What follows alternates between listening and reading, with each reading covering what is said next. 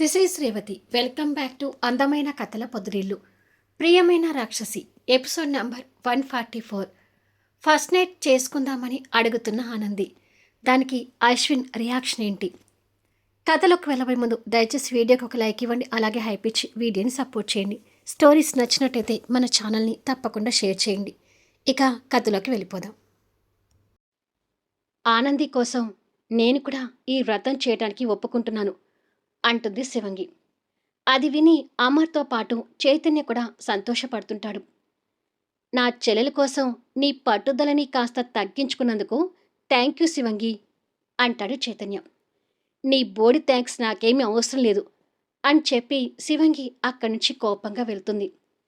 అయినా నువ్వు థ్యాంక్స్ చెప్పడానికి నా చెల్లెలు నీతో కలిసి వ్రతం చేస్తానన్నది నా భార్య కోసం గాని నీ కోసం కాదు అంటాడు అశ్విన్. నేను నా భార్యకి థ్యాంక్స్ చెప్పింది కూడా నా చెల్లెల కోసమేలే అని వెటకారంగా చెప్పి చైతన్య అక్కడి నుంచి వెళ్ళిపోతాడు. అబ్బా, ఇక ఈ విషయం గురించి ఎవరు ఏమీ మాట్లాడకండి. అమ్మ నందిత, ముత్యాలు ఒక్కతే వంటింట్లో కష్టపడుతుంది. పద, మనం కూడా తలా ఒక చేయి వేసి వంట పని పూర్తి చేద్దాం అంటుంది బామ్మగారు. సరే అని చెప్పి నందిత బామ్మగారు వంటింట్లోకి వెళ్ళారు. నేను కూడా నాకు వచ్చిన పని చేస్తాను బామ్మ అంటూ ఆనంది కూడా అక్కడి నుంచి వెళ్తుంటే, నువ్వు చేయకపోయినా పర్వాలేదు కానీ వాళ్ళు చేసిన పనులు మాత్రం చెడగొట్టకు అంటాడు అశ్విన్. చెడగొట్టకుండా ఉండటానికి ప్రయత్నిస్తానులే అంటూ ఆనంది వంటగదిలోకి వెళ్తుంది. ఇక అక్కడ అమర్, అశ్విన్ ఉంటారు. అమర్ కొడుకు వైపు ఆరాధనగా చూస్తుంటే అశ్విన్ మాత్రం ఆ చూపులు చూసినా కూడా లెక్క చేయకుండా తండ్రిని ఎప్పటిలా చూస్తూ అక్కడి నుంచి వెళ్తాడు. అమర్ అక్కడి నుంచి లేచి కూతుర్ని వెతుక్కుంటూ బయటకొస్తుంటాడు. జితేంద్ర దగ్గర నుంచి ఫోన్ కాల్ వస్తుంటే మాట్లాడుతూ, మేము ఫ్యామిలీతో కలిసి రామాపురం వచ్చాం. ఇక్కడ అమ్మవారి జాతర ఉంది. 5 రోజుల వరకు డ్యూటీకి రాలేనని లీవ్ కూడా తీసుకున్నాను కదా అని అంటుంది. ఓ అలాగా, నువ్వు లీవ్ పెట్టిన విషయం నాకు తెలీదు శిరీష. అందుకే ఎక్కడ ఉన్నావని కాల్ చేశాను అని అంటాడు తండ్రికి ఎదురుగా కూర్చున్న జితేంద్ర. శిరీష ఫోన్ మాట్లాడుతూనే దగ్గరికి వస్తున్న అమర్ని చూస్తూ, సరే నేను తర్వాత మాట్లాడతాను అని చెప్పి ఫోన్ పెట్టేసింది. అమర్ దగ్గరికి వస్తుంటే తన మొహంలో రంగులు మారుతూ కళ్ళు ఎరిపెక్కుతుంటాయి. కూతురు కోపాన్ని గమనిస్తూ దగ్గరకొచ్చి, ఎందుకురా నన్ను అంత కోపంగా చూస్తున్నావు అని అడుగుతాడు కూతురి మీద ప్రేమ నిండిన కళ్ళతో. ఎందుకు కోపంగా చూస్తున్నానో మీకు తెలీదా అని అడుగుతుంది. తెలుసమ్మా, కానీ ఈ తండ్రితో కోపంగా కాకుండా నవ్వుతూ మాట్లాడలేవా అని అడుగుతాడు ఆశపడుతూ. అది ఈ జన్మకు జరగని పని అని అంటుంది. అలా అనకు శిరీష. ఏ కూతురైనా తండ్రిని హీరో స్థానంలో చూస్తుంది. కానీ నీ దృష్టిలో మాత్రం నేను దుర్మార్గుని అయ్యానని నాకు తెలుసు. కానీ నాకు మాత్రం తండ్రి ప్రేమను పంచాలని ఉందమ్మా. నేను దగ్గరగా తీసుకొని ఆప్యాయంగా నా ప్రేమను పంచుతూ నేనుదుటిన ముద్దు పెట్టాలని ఉంది. ఈ తండ్రికి ఆ అవకాశం ఇవ్వవా అని ఆశగా అడుగుతాడు. మిమ్మల్ని అసలు తండ్రిని అనుకుంటూనే కదా మీకు ఆ అవకాశం ఇవ్వడానికి అని అంటుంది. ఆ మాటలకు ఇంకా బాధగా చూస్తుంటాడు. అసలు నా తండ్రి ఎవరు, ఎలా ఉంటాడో తెలియక చిన్నప్పటి నుండి తండ్రి ప్రేమకు ముఖమాచిపోయిన ఆ బాధ ఎలా ఉంటుంది అనేది నాకు మాత్రమే తెలుసు. అన్నయ్యకైనా మీ రూపం గుర్తు ఉండి తండ్రి ఇతను అనే ఒక ఊహ ఉంది. కానీ నాకు అది కూడా లేదు. తండ్రి రూపం ఎలా ఉంటుందో తెలియని నాకు మమ్మల్ని వదిలేసిన తండ్రి ఒక రాక్షసుడు అన్నట్టుగానే ఊహించుకున్నాను. ఇప్పుడు కూడా మీరు నాకు ఒక రాక్షసుడిలాగే కనిపిస్తున్నారు తప్ప తండ్రిగా కనిపించడం లేదు. అలాంటప్పుడు మీ ప్రేమని నేను ఎలా పొందుతాను? ఓ తండ్రిగా మిమ్మల్ని ఎలా గౌరవిస్తాను అని అంటుంది. కూతురు మాటలకు అమర్ బాధపడుతుంటే అశ్విన్ ఆ మాటలన్నీ విని తండ్రి మొహంలో కనిపిస్తున్న బాధను చూసి, శిరీష అంటూ అక్కడికి వచ్చాడు. ఇద్దరూ అశ్విన్ వైపు చూస్తారు. అసలు ఆయనతో నీకు మాటలెందుకు, నువ్విలారా అంటూ ఆ తండ్రి కూతురు ఎదుట పడకూడదు అనే ఉద్దేశంతో అశ్విన్ చెల్లెలు చేపట్టుకుని తీసుకుని వెళ్తుంటే శిరీష తండ్రిని కోపంగా చూస్తూనే వెళ్తుంటుంది. వెళ్తున్న ఇద్దరి పిల్లల్ని చూసి అమర్ బాధపడుతుంటే అక్కడ జరిగిందంతా చూసిన చైతన్య అక్కడికి వచ్చి, శిరీష మొండి రకోలే మావయ్య, తన మాటలు పట్టించుకోకండి అని అంటాడు. నా కూతురు మాటలు నేనెందుకు పట్టించుకుంటానులే చైతన్య అని చెప్పి వెళ్ళిపోయాడు. శిరీష అన్న మాటలకి చైతన్య కూడా బాధపడుతూ, దుర్మార్గురాల, మా మావయ్యని ఎంత బాధ పెడుతున్నావే అని తిట్టుకుంటాడు. ఇక ఇంట్లో ముత్యాలకి సహాయంగా అందరూ కలిసి వంట పనిలో నిమగ్నమవుతారు.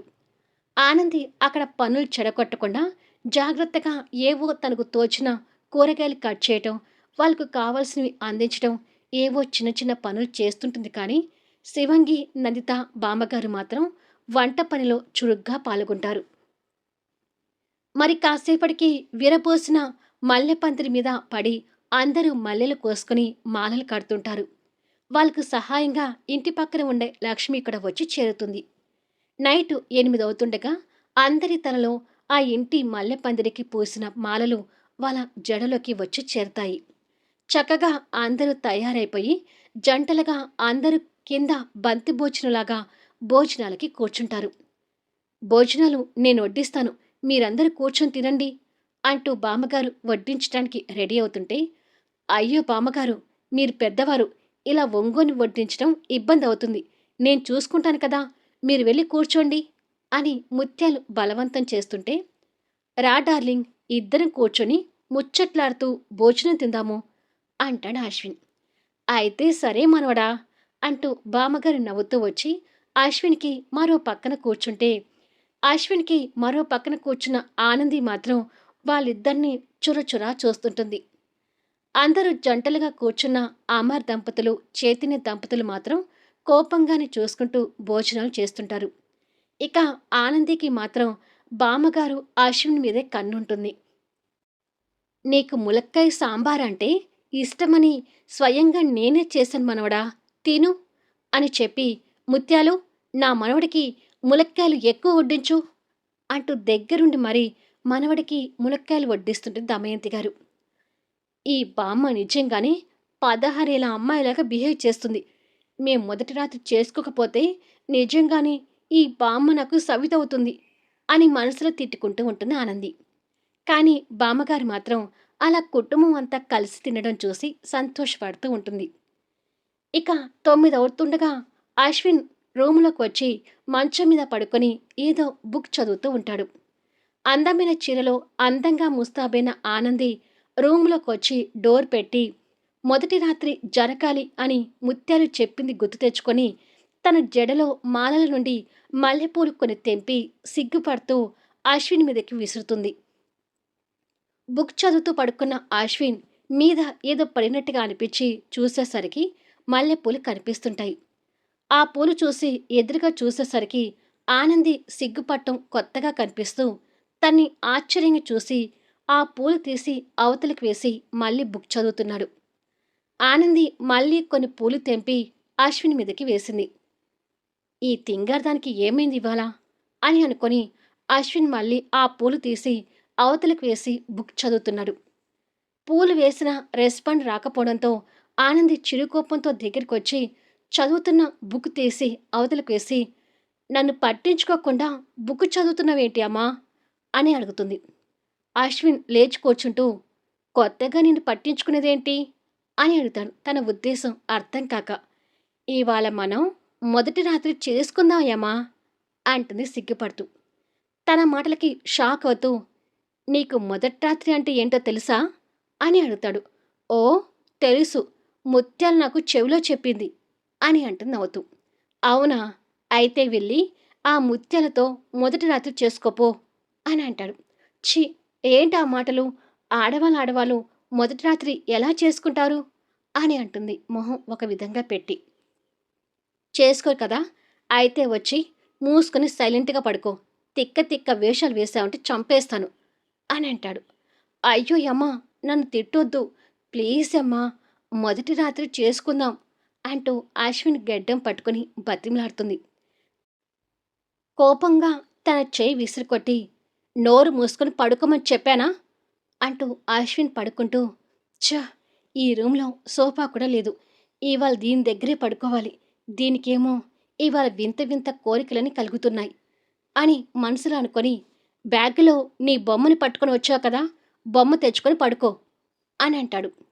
లేదు అమ్మా, ఇవాళ బొమ్మతో పడుకోను, మనకి మొదటి రాత్రి జరగాల్సిందే అంటుంది గారంగా.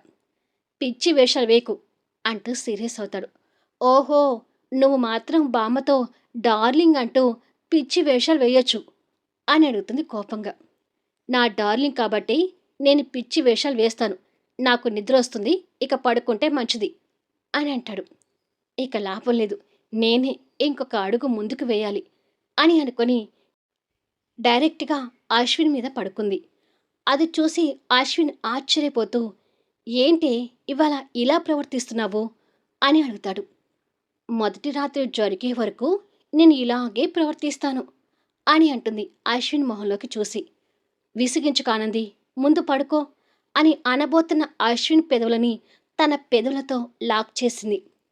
అలా ముద్దు పెడుతుందని ఊహించని అశ్విన్ షాక్ అవుతుంటే పాప ముద్దు పెట్టడంలో రెచ్చిపోతుంటుంది. తన జడల నుండి అటూ ఇటూ వేలాడుతున్న మల్లెల సువాసనలు అశ్వినిని మత్తులోకి తీసుకెళ్తుంటే తెలియకుండానే అశ్విన్ చేతులు చీర పొరల నుంచి తన నడుము మడతల్లోకి వెళ్ళి సవరిస్తూ ఆ ముద్దుకి మైకంగా కళ్ళు మూసుకొని పోయాడు.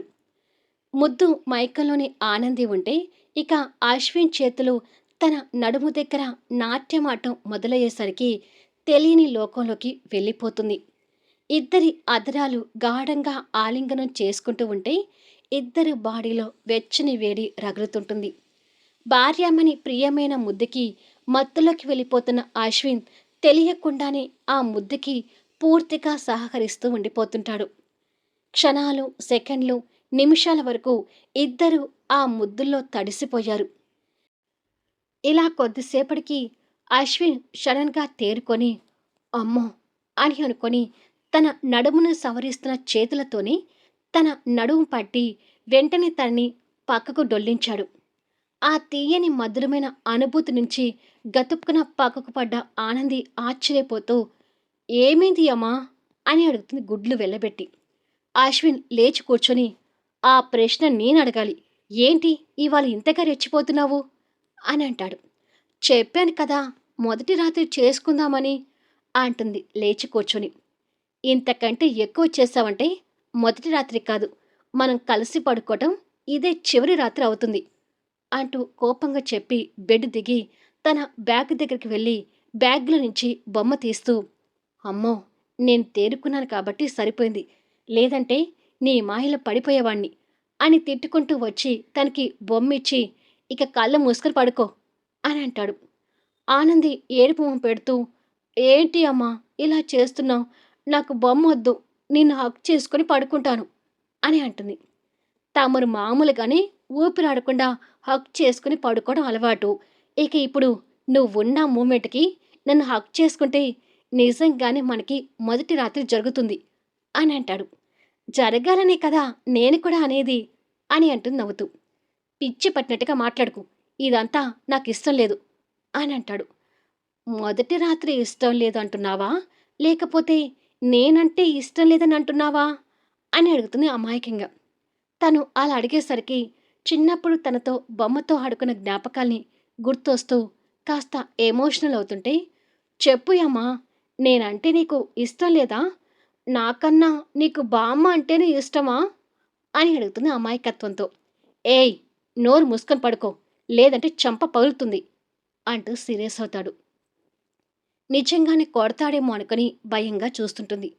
చెప్పేది నీకే, సైలెంట్గా పడుకో, లేదంటే నేను బయటికి వెళ్ళిపోతాను అని అంటాడు. వద్దు, నువ్వు ఎక్కడికి వెళ్ళొద్దు, పడుకుంటానులే అని చిరుకోపంతో చెప్పి పడుకుంటుంది. దూరంగా ఉన్న బొమ్మని తనకి దగ్గరగా జరిపి, పిచ్చి వేషాలు వేస్తుంది తింగర్ది అని తిట్టుకుంటూ అశ్విన్ లైట్ ఆఫ్ చేసి ఒక పక్కన పడుకుంటాడు. ఛా, మొదటి రాత్రి చేయకుండా నన్ను బాధ పెడుతున్నాయమ్మా అని అంటుంది. సైలెంట్గా పడుకోమని చెప్పానా అంటూ కసురుతాడు. దెబ్బకి నోటి మీద చేయి పెట్టుకొని ఇంకో చేత్తో బొమ్మని హక్ చేసుకుంటుంది. ఆ కోపంలోనే ఆనంది నిద్రలోకి జారుకుంటే అశ్విన్ ఇద్దరికీ కలిపిపోయేలా దుప్పటి కప్పి తనని చూస్తూ, పిచ్చిదాన, నువ్వంటే ఇష్టం లేకపోవడమేంటే, నువ్వంటే ప్రాణం. కాకపోతే మన చిన్ననాటి జ్ఞాపకాలు నీకు ఇంకా గుర్తుకు రాకపోవడం చూసి బాధపడుతున్నాను అని మనసులో అనుకుంటాడు. మళ్ళీ నెక్స్ట్ వీడియోలో కలుద్దాం. శిరీష ఇక్కడికి వచ్చిన విషయం తెలుసుకొని జితేంద్ర ఎలాంటి స్టెప్ వేయబోతున్నాడు?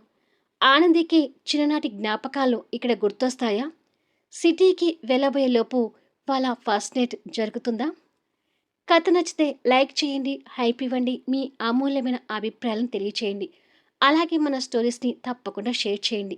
Thank you for లీజనింగ్.